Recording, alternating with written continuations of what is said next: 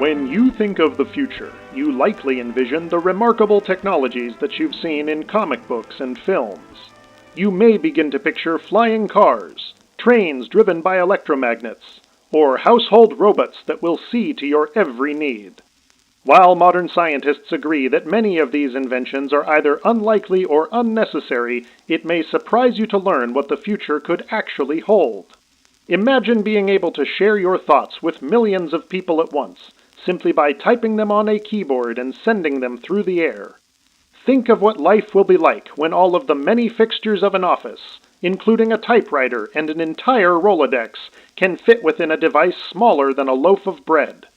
Consider the vacation plans you could make when a single trip on an airplane is all that's needed to visit anywhere on Earth.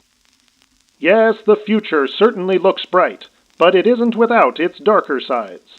According to some predictions, obesity will likely run rampant, and political corruption will become so commonplace as to be accepted. People with nothing entertaining or informative to say will broadcast their demands for attention, and once beloved performers will become pushers of snake oil. Perhaps worst of all will be the emergence of a deadly and potentially devastating disease. Think of the last time that you contracted influenza. You were likely bedridden for days, having no appetite or desire to play games.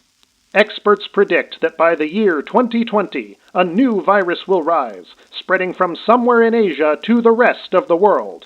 And with international travel being available to even the most common citizen, a sickness which would have been contained in years past will quickly spread to all corners of the globe.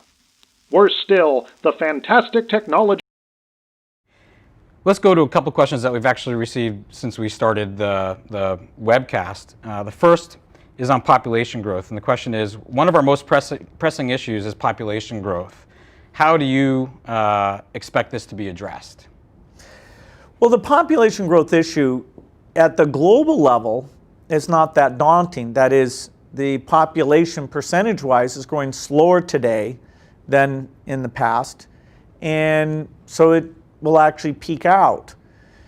The problem is that the population is growing the fastest where people are less able to deal with it. So it's in the very poorest places that you're going to have a tripling in population by 2050. And so their ability to feed, educate, provide jobs, stability, protect the environment in those locations mean they're faced with an almost impossible problem. Northern Nigeria, Yemen, Chad. And so what we need to do is take this aid generosity and this innovation and go into those places, offer the women better tools where they want to space birthing or have a smaller family size, and improve health, because it's amazingly, as children survive, parents feel like they'll have enough kids to support them in their old age, and so they choose to have less children. Niger right now, it's still 7 children per family, whereas in the richer countries, you're often at a stable point of which is 2.1 or even less.